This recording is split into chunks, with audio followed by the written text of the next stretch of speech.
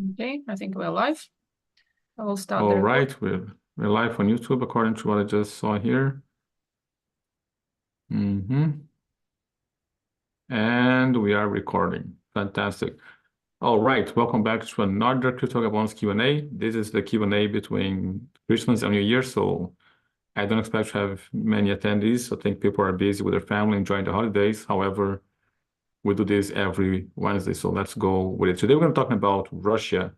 And coincidentally, just a few days ago, Ukraine managed to make their very successful attack to Crimea. So kind of helping us to be on topic of what's happening around the world. So let's get for the presentation of today. I was reviewing the presentation, so of course, let me know if you guys can see my screen. Yes, it's all good. All right, so just remember that whatever you produce in any platform, not just this one, is just content for your information, educational, and entertainment purpose only. Nothing that we say is to be considered financial, tax, or legal advice. Remember that this crypto Q&A does occur every Wednesday, 1 p.m. Eastern Time, and proof that it is every Wednesday is that we are here between Christmas and New Year. Of course, you can also interact with us in Clubhouse, Monday to Friday, 7 a.m. Eastern Time, and obviously here in YouTube, Instagram, and X. Today, we're going to be talking about Russia's geopolitics. And before I go into this presentation, I need to make a few disclaimers. I am not endorsing the actions of Vladimir Putin. I'm not endorsing the actions of Zelensky. I'm not endorsing the actions of any war, any conflict. I'm just trying to explain to you how the mind of Vladimir Putin may work, or what are the challenges of Russia, and what the challenge that anyone that would have to be the political leader of Russia would have to take into consideration. I'm not endorsing, I'm just sharing with you some insights that may play a role if you want to judge the actions of the political leaders. Now, the roadmap of the discussion of today is based on Mackinder.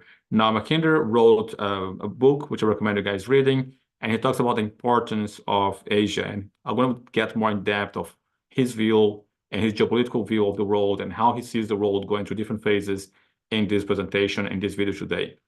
Then I'm going to talk to you about the background of Russia's geopolitics. We're going to look at geography of Russia and geopolitical challenge of Russia.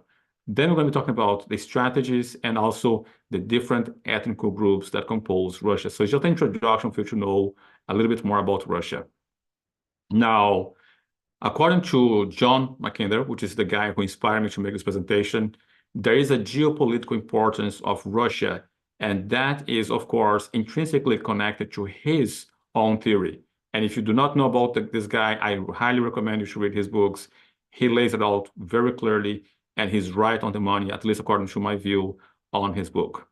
Now, he also wrote a journal, the Geographical journal, and he talked about the geopolitical pivotal history. And of course, he was an Oxford professor between 1904, and he authored a document titled The Geographical Pivot of History, and his focus is on Russia and in Asia. Even though his focus seems to be on Russia, to me, when I read the book, it felt more to me like his focus is the importance of Asia as a continent, and we're going to get more into that as we go. Now, Mackinder divided the history of the world into 3 different epochs. And those epochs, of course, are all associated with Christopher Columbus and the discovery of the American continent. So the first epoch that he talks about is the pre-Columbian. And he's talking about how important it was, and he emphasizes a lot on the invasion of Asia and Europe and everything that happened before the discovery of America. So that is pre-Columbian epoch. And then, of course, the epoch after that is the Columbian epoch, where the European expansion occurred, and, of course, the discovery of navigation, new navigation routes, and the importance of the Navy, and the importance of the water, and the importance of marine transportation after Columbian. And, of course, the third part is, of course, post-Columbian. So pre-Columbian, it was pretty much invasion, people using horses, very limited means of transportation on the land. And then, of course, growing the importance of the sea. And then he's talking about eventually, after we expand as much as we could expand on the sea. We're going to pay attention again, and it's going to be more important how the ground transportation will change the world. So we're going to go from land to sea, back to land. That's another way to look at his theory. And of course, if land is going to become important, we're going to be talking about where's the biggest massive piece of land. So he's talking about the territory, which will be the center of the world, and that territory would be Asia or Eurasia continent because of the massive amount of land. Of course, this map is not to scale. This portion here is not the size. The largest, like, continuous amount of land is the Eurasia continent. So if you went from the importance of the land to the importance of the sea, which is the Columbian era, once we get channels and great means of transportation on the sea, we're going to again focus on how can we improve the continental land transportation. And then whoever controls the heart of the biggest portion of land would be able to control the world. The same is like in a chessboard. Whoever controls the center of the chessboard would have greater control of the world. And that's his theory. And if you look at actions of the big powers in history, we're going to see that they are paying attention to the theory of Mackinder. So whoever controls a substantial amount of population, ample resources of the heartland of Eurasia would be able to conquer the world by conquering the center of the world. If you control the center of the chessboard, you pretty much control the entire board. And if you control the center of the heartland, you'll be controlling the entire world, especially now where we have bullet trains and China coming with the Belt and Road Initiative. You can see how the theory of Mackinder is being taken into account by the greatest leaders of the planet. So now the land he's talking about is here, Eurasia. Now it's important to understand how this Eurasia continent is, geographically speaking, and also going to be focusing mostly in Russia. Because what happened is this green area that you guys see here in Europe is pretty much flat. Russia's biggest challenge is the fact that Russia is mostly flat. There's a division here of the Ural Mountains, which I think is the biggest relief to the entire Russia. But everything here towards the west is pretty much flat. You have this division here in the center, and then you have Asia on the other side, and then you have Europe. And of course, if you're talking about other divisions, you have like Turkey with the Bosphorus. But in the terms of the massive amount of land, the Ural Mountains are the mountains that pretty much cut this entire continent in two parts, Asia and Europe. Now, if you live in a place which is mostly flat, what you need to do is you need to conquer territories until you find natural obstacles that defend your land. And this, for instance, is one example of China. Most of Chinese people live in a very small territory of China, which is here towards the east. Over 90% of China is pretty much not populated. But why is that? Because China has geographical obstacles. Russia does not have those geographical obstacles. That's why Russia's only way of defense is to expand. And of course, if Russia is the biggest massive piece of land and they control the heart of Asia, Russia may become a strong power in the future. And that was the purpose of Russia in the past. And of course, the West doing all that. So more on the geographic of Russia. So you have here the steppes, which is a vast flat territories with low vegetation, serving as a major passage for Asian movements and provide, of course, extensive access to land. The extensive access to land is something that works both ways. It is great to have access, but it's also a vulnerability which can be exploited by your enemies. And that's why Russia's history is about invasion after invasion and conflict after conflict. So once you have, again, that vast flat land, you be exploited, you be conquered, you be dominated, and that's the history of Russia. So Russia has to expand in order to prevent itself from being exploited. It was attacked by the Mongols. It has been conquered for 240 years. And the history of conflict until Russia expands so much to the point where they actually gain geological defense, such as mountains and so on. So the Russian state, and here's again where it may seem like I'm defending Vladimir Putin, the Russian state began with the Principality of Kiev. So Kiev is the origin of Russia. That's why it is difficult for Russians to have their capital and the country that holds their capital go to the other side of the ledger, because the origin of Russia is Kiev. And then, of course, then it was too exposed. They went more into Moscow, and that became, but you see routes here where Russia is vulnerable. Now, of course, the route on the north is less vulnerable in winter because the sea freezes, but everything else are routes for the Mongols, are routes for people to invade Russia, and that's why they need for expansion. So here's another map that shows more of Russia, and the expansion of Russia is slowly trying to get expansion territory, and here is the Ural Mountains that cuts the continent. One side Europe, the other side Asia.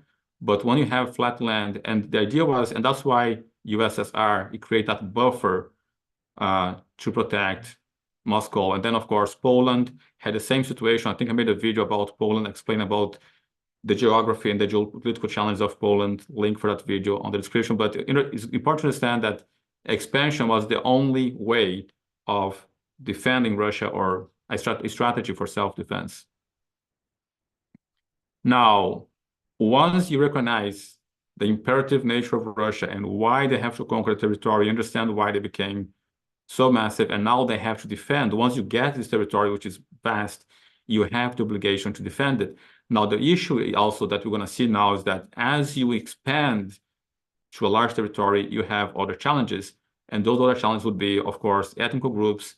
And here's a map of Russian expansion and how Soviet Union and those countries such as East Germany, Poland, Czechoslovakia, Hungary, Romania, and Bulgaria worked as a buffer. And why is it worry for Russia now to see that those territories became NATO and the West is coming closer? And make no mistake, the idea that NATO is expanding towards Russia is because they know that whoever controls the center of Asia in the future would have full dominion of the world. And they see that, of course, with China, for instance, the Belt and Road Initiative. So once Russia got to the Soviet Union, that was the limit where the West say, we need to do something about this because they expanded too much and they're having too much influence on the extended territories. They had influence further on the Baltic Sea with the Soviet Union. They had more of the Black Sea as well. And as they there was a fear in the West that if they continue expanding, as for instance, even Yugoslavia, they start to have access to the Mediterranean Sea and so on. So this is just a map to show you guys Russia and Soviet Union. Now, of course, once you get that large territory, you have another challenge.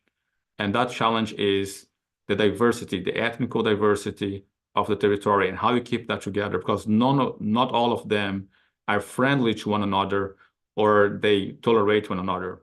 It's important to understand that Russia is mostly Orthodox.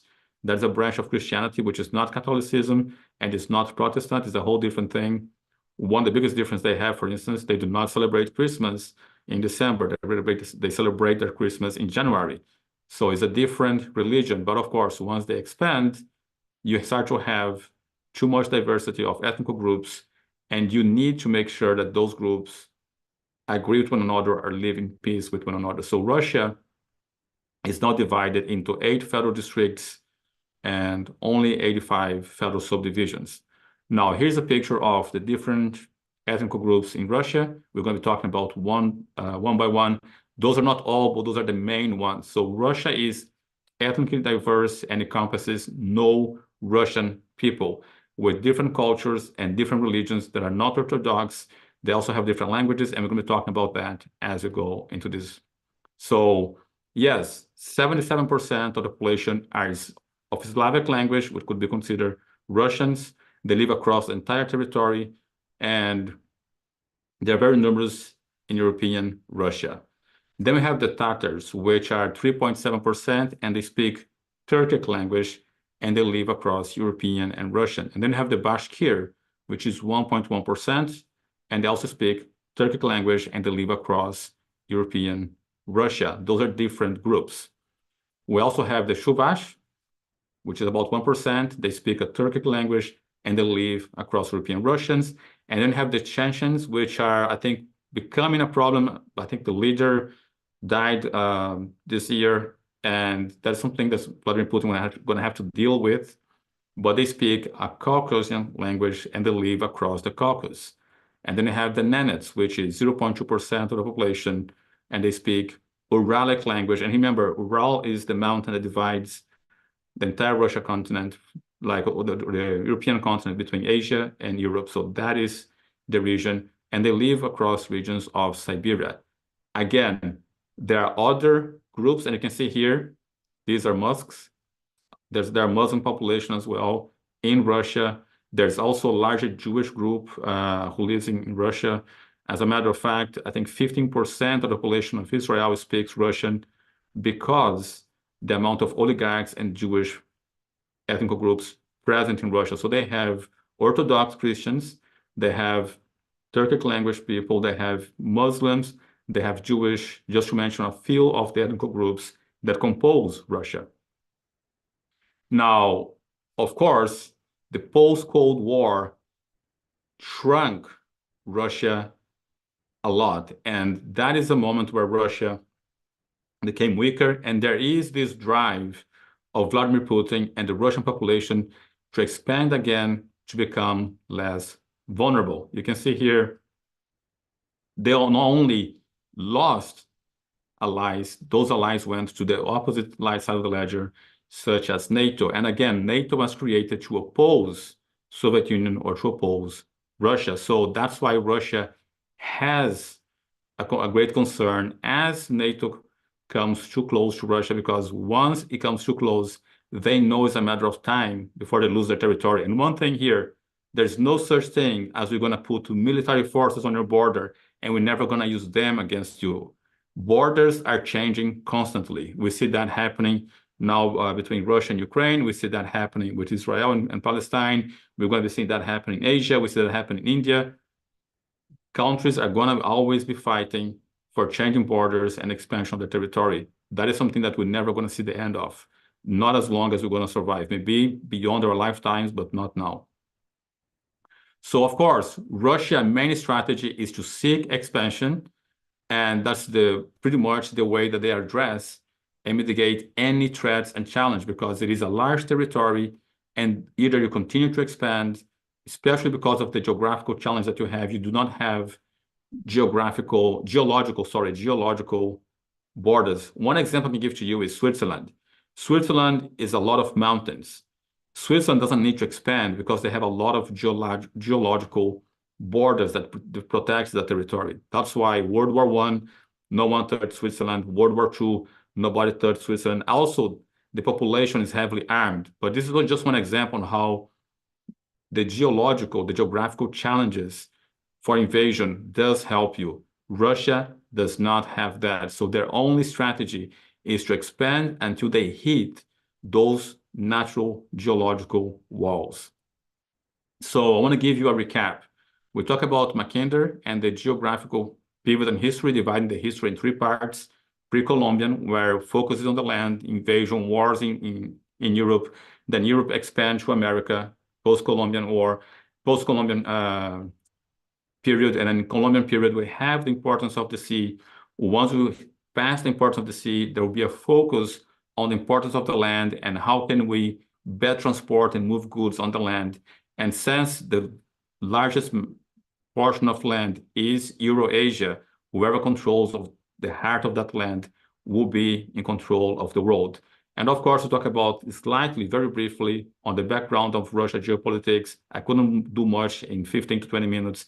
And then I speak about Russia's strategy, how the only plausible strategy is expansion. And of course, the challenge of Russia having to deal with many ethnic groups. When you have many ethnic groups, one thing I forgot to mention is you need to have a strong leader to keep those ethnic groups under control. That's the only way to do it. And if you want to see one example of that, NATO is exactly that. Europe was in constant conflict before NATO. And then US comes as the head of NATO, a strong leader and brought peace to Europe. But if you look at Europe before NATO alliance, it was always conflict. So when you have different ethnic groups, you need a strong leader in order to keep those groups from fighting with one another and united under one strong identity, under one strong leader. I hope this made sense to you guys.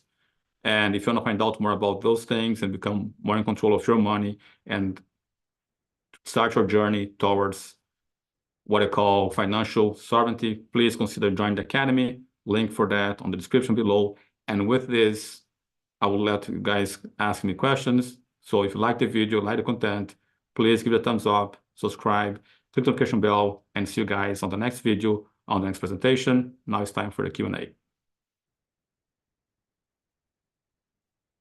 I've got Rodrigo also to join us. Hi, Rodrigo. Hello, guys. How are you? Yeah, I hope this gives you guys some insight on Russian challenge. And I think Mia is here. She can let us know how did that go. I mean, what else did I forget to mention about Russia? I mean, it was only 20 minutes. There's a lot to cover when you have such a vast territory. So Yeah, I think in 20 minutes it was perfect because Yeah. otherwise we go into hours of history.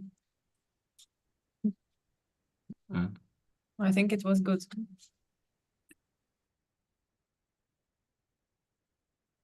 So any questions regarding anything? Doesn't have to be regarding Russia. Both, I do have a question. It was a great presentation. Thank you for that. Prior to the sort of financial system that we're currently on, if I want to call it the Bretton Woods initiative, I know that we no longer in where the money is backed by gold. I know the Bretton Woods era is pretty much ended, but there's still areas of Bretton Woods that we're still is using in today's world. So I'm wondering, prior to that agreement, what was the prior agreement that makes Germany rise to what they were under Hitler, or even if you go as far as prior to World War I and move towards World War II. What was the financial systems like? Was capitalism was part of that prior whatever system we were having prior to Bretton Woods? Thank you. Okay, so it was mostly gold, like was mostly a currency backed by gold prior to the Bretton Woods. But it's important to understand that the situation with Germany and Hitler was triggered by a mistake. And I'm not sure if I made that video already, but if not, I'm preparing the content to that. I also make joke with Cora sometimes. I have a video here say why countries go to war, explaining geopolitics. And I'm not sure if I made the joke that I normally make on that video. And I make a joke about there were conflicts with Japan, France, European war. Now, what happened is Germany had a chance, specifically talking about Germany. Germany had a chance in the beginning of the 20th century, let's say between 1900, 1905, Germany had a great chance to expand because France had been very severely damaged by the previous war. And I make a joke with Cora sometimes. I like to say, the German leaders didn't listen to me and invaded France back then. If they had done that, we wouldn't have Hitler, right? Because what happened is Germany was in a much stronger position. And according to the great politics book that I read and I made a video about it, it says that if you have a chance to expand, you should expand. And Germany was very nice. They're like, we're not going to expand. We're not going to attack Germany. They actually helped France. Sorry, Germany did not help. Germany did not invade France and did not attack France. They actually helped France. However, 8 years later, or after 1910, 1914, France was not in the power to attack Germany, and France did. And then that was World War I, which was actually triggered by some incident in the Balkans, but there was a war. And that really hurt Germany, regardless of the regime that they had. They were at war, there was a lot of expenses. Germany had a lot of issues with inflation because they had to go to conflict. The biggest issue, in my view, was then to Germany was the Treaty of Versailles, because that Treaty of Versailles made Germany have to pay, and I think we made a video about that, it's called the Intro to the Euro. So even though they were on the gold standard, they were severely damaged by the war. And because they have to give that treaty, the Treaty of Versailles really puts Germany in a situation where they have to give their goods pretty much at like whatever price the rest of the other European countries name. And that hurt them economically. And what happened is when Germany population were economically hit by the Treaty of Versailles, there was a lot of poverty, a lot of misery in the country, and they needed a strong leader.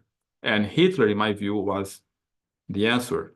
I have a book on Lenin, I forgot the name of the book, a guy who made an investigation on communism and Marxism, and he managed to interview Lenin's descendants. And on that book, he talks about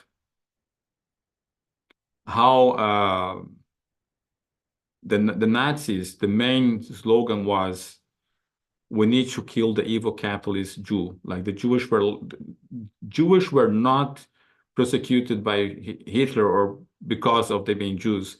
It was an attack on capitalism. And the Jewish people, they did not get hurt because they have a much more sound behavior when it comes to economics. So it was like, let's attack the capitalist Jews. There's actually, on the book, they show flyers and newspaper talking about the speeches of Hitler talking about we need to eliminate the capitalist Jews. Then that was the war. So the war in Europe was not because of a different economic regime. It's because, in my view, Europe is a lot of different ethnic groups, and they were always at odds with one another. And Germany had a very strong economy because of the Bundesbank. But there is no strong economy that can survive exploitation. And they have been exploited by making the mistake of, to me, it was a mistake, not attacking France when they could, and then France attacking them later on.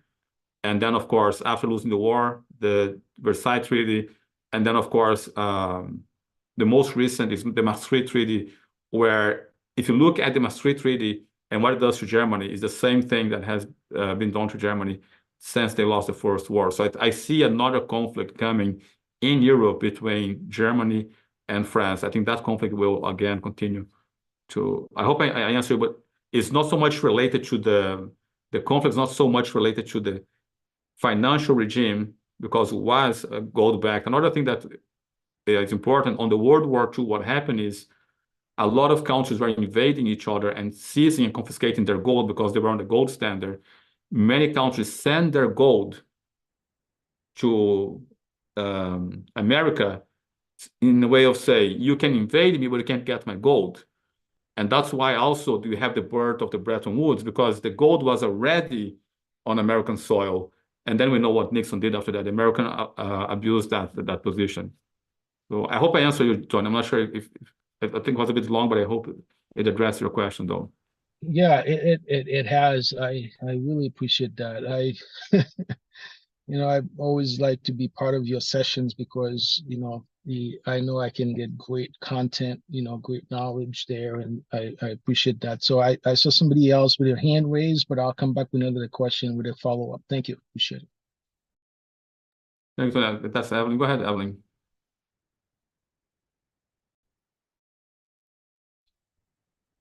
Hello. Great presentation, Booth, in a very short time. In observation to what's happening with the UN and Russia, over the last couple of years, Russia has been painted like the bad guy, the boogeyman in the United States, and sort of like to justify what the UN is doing. But in reality, as you said, they're acting contrary to what most people want to see. most people want to see, peace. And every time you think you're going to get peace with Russia and their border states, what happens is that the UN escalates the situation by either threatening to put more military weapons or whatever closer to the border of Russia, which is a threat. Any sovereign country where another entity, this is not even a country, this is an entity, a made-up entity that is given powers by nobody, really. It's acting really on the behalf of the World Economic Forum people. And strategically, in present day, the Ukraine has been a laundering base for these people. They've taken the monies of the United States that supposedly we give as aid to other countries, and they've been laundering it through the Ukraine. And Russia is very much aware of what operations the CIA has going on in the Ukraine. And they're not going to stand for that because the UN is using that as an excuse to invade, either by a proxy war or, half the people that they've put into the UN shouldn't even be there. So they're just, to me, it looks like they're just using these people like Belarus and the Ukrainian people because they're puppets. They've been put there to do the bidding of whoever is behind the UN. And we've seen in this past year how that has deteriorated rather quickly. So now they're taking the position that they need to go inside of Russia to provoke Russia into a war. So they would have an excuse to do what you're saying, taking over the center, so that they can follow up with their plan to rule the world. Because that's basically what they want. They want to rule the world. They don't care how they do it. They just strategically trying to knock down the dominoes that stand in their way. And Russia is one of them. The United States is the other. And I believe there's a couple of more around the world, but the two main players are Russia and the United States. So their whole propaganda since Trump was elected was to make Russia seem to be controlling Trump as a puppet, something that they are doing in other countries like the Ukraine. It's really what they are doing, not what is actually happening. And so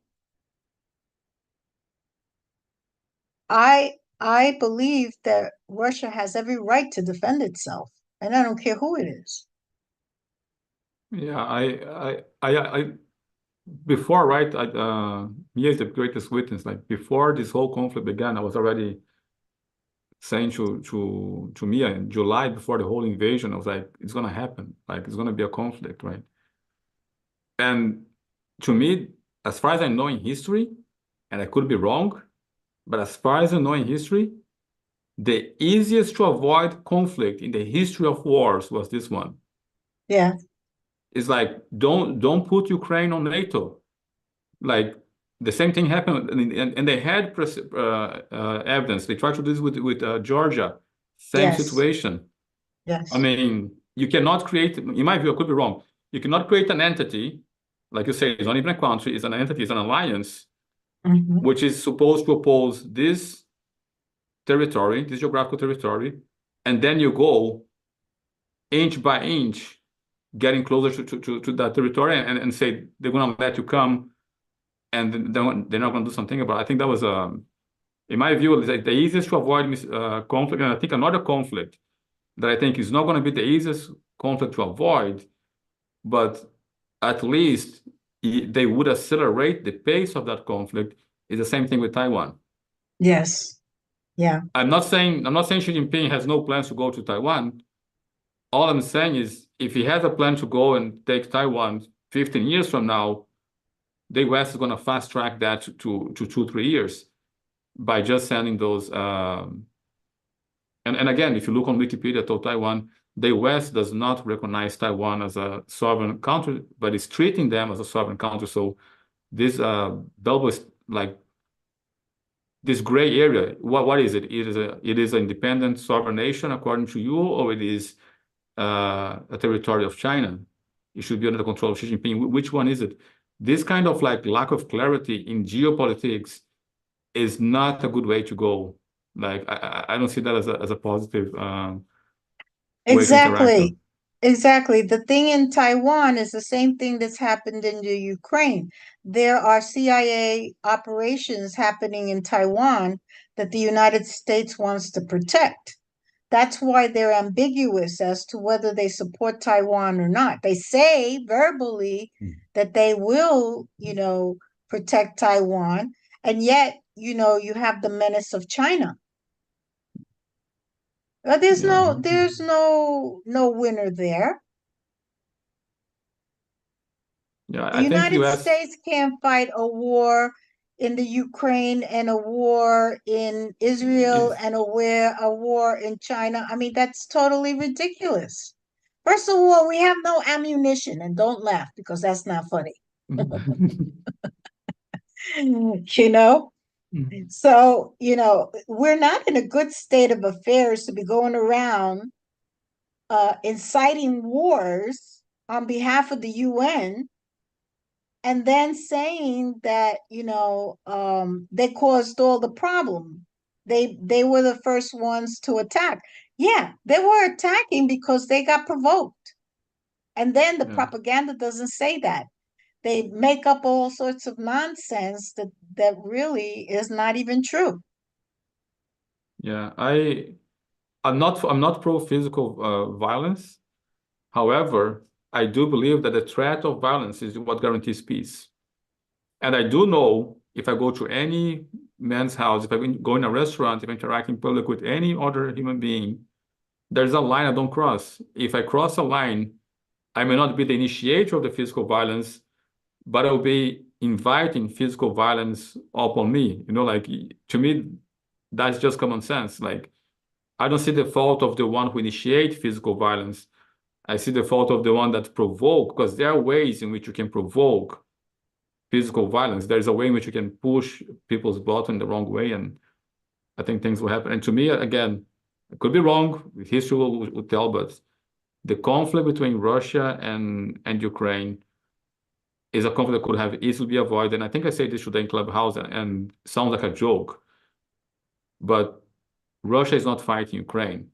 Russia is fighting all the NATO countries, because Ukraine cannot put up with this fight. The same way, and people don't like to hear it, Israel did not win any war.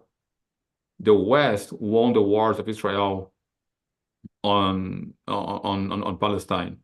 Without the support of the British, the support of the West, the Jewish could not put up with the fight with the ones attacking them. Could be wrong, but that's my view. Like, they cannot put up. If Iran, Syria, all the neighboring countries that really are against decide to attack Israel, Egypt, without the help from the West, there's no way that they can put up with that. But I think, But then, go ahead. but then again, you also have the other issue that you're not only attacking a country, a sovereign country, but you're also attacking the leader of the country. How does that look to his people as a leader? That, you cannot allow this quasi invasion to occur on your borders. That cannot be, because then what are the people going to say? You're a weak leader. You didn't protect us. You didn't stand up to the enemy. Yeah. It's a twofold thing. It's not only geographical, but it also invades the psyche of the people that they govern. Yeah. Now, Tony, I think Tony had a question also before the second. Go ahead, Tony. And I had a question before that as Oh, well. I appreciate go- that. Yeah, because I have to head back to work. But yeah, I can quickly ask my question.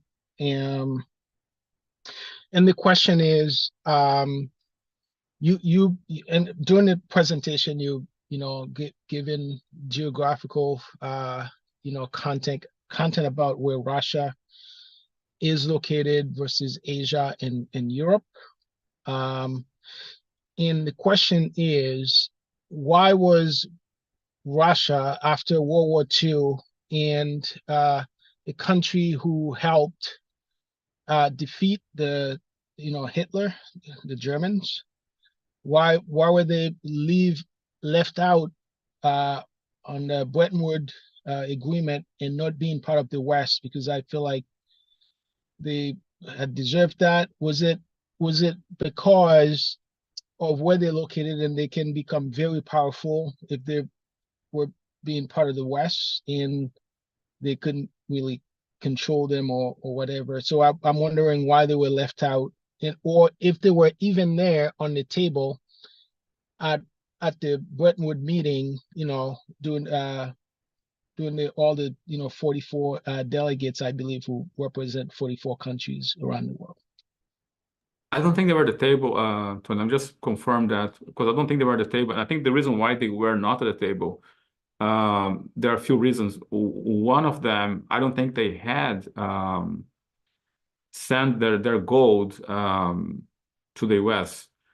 And another thing that also has happened, let me see, Bretton Woods here. I just want to make sure the states that were there listed. I don't think Russia was there.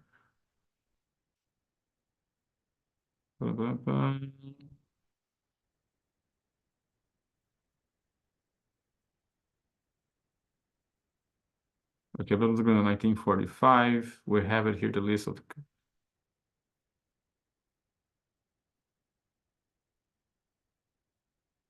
International Monetary Fund, the World Bank, and the part of the United Nations Foundation Fund, and National Freedom Agreements. Come on, DuckDuckGo is not as good as Google. I have to give that. I just checked it. It says that the delegation from USSR was sent to the to the conference in Bretton Woods. However, the country elected not to join. Don't quite Oh, understand. so they chose not to join, so they were there. Yeah, they Okay, chose. so okay. So there you have the answer. I did not even know that they were there, though. Yeah, So there you have it, Tony. So they thank you for that quick search. But so they were there, but they chose not to join. So maybe the agreement wouldn't have been good for them. We don't know under what circumstances that they rejected. They say no. But I've always feel like that they've been a very significant country doing, trying to defeat Hitler during the World War II era, and for them to not be friends with, or the West treating them as, as very fairly, and I think they got the short end of the bargain here doing that agreement. Yeah, I think again I haven't recalled this thing. Mia was the one that found about they should not agree. They agree not to join. I can see, like, I honestly wouldn't have joined that myself. I think was a mistake.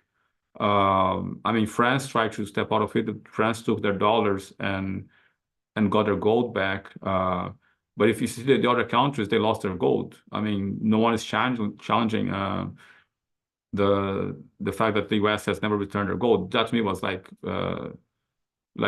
at the very least abusive abuse of the custodian power that has been given to them. The West should be the least trusting country after like pretty much say, I'm not going to give your gold to all these European countries, and that not ending war to me was a miracle. Now, that's one thing. The other part that I see is like, I think one reason for Russia not to be part of that is like, it's like saying, listen, we can keep our gold, we can defend our gold. Now, you mentioned something that I find is, and I agree with you. I think, look, the US have Alaska. Alaska, I think, is the largest portion of land on Earth that changed ownership without one drop of blood. It was sold to the US by Russia. And that's how much the expansion of Russia was. Alaska was Russia. Russia pretty much gave that in exchange for a check. That shows how friendly those two countries were. And I think, and I use this on my own private life, it's something that I use personally.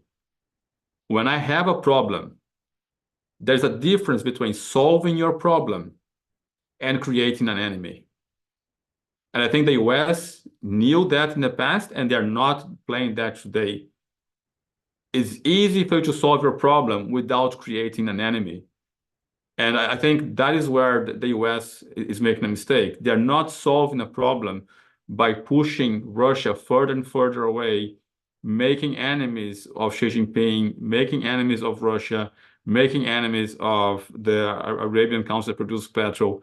Those countries are going to get together and they're going to come after you. And I think, to me, the US is much more concerned, how can we create more enemies versus how we can genuinely solve this problem, or at least delay the severity of this problem for the future, diminish the severity of the problem. That's my view, and I think that's a mistake. I think they are acting too arrogantly. They're being too arrogant, believing that they can challenge the entire world and the world cannot challenge them. I think eventually it's going to bite them, and, you know. Oh, thank you, Evelyn. I think Evelyn has another call as well. And also you're on the top of the hour. Tony? Yes, that was good. Thank you so much. Appreciate it. Yeah, it's been an insightful conversation for me, and there's a lot of good point made here, and yeah, I'm looking forward to the next one. Thank you. Oh, thank you, Tony. I think you can call it a day. It's holiday. Have you guys all here? So thank you, Rodrigo. Thank you, Tony. Thanks for the shorter one. Appreciate you all. Merry Christmas. Happy New Year to you all. Thank you both. Very good presentation. Thank you. Happy New Year for all. Thank you. Happy New Year. Ciao.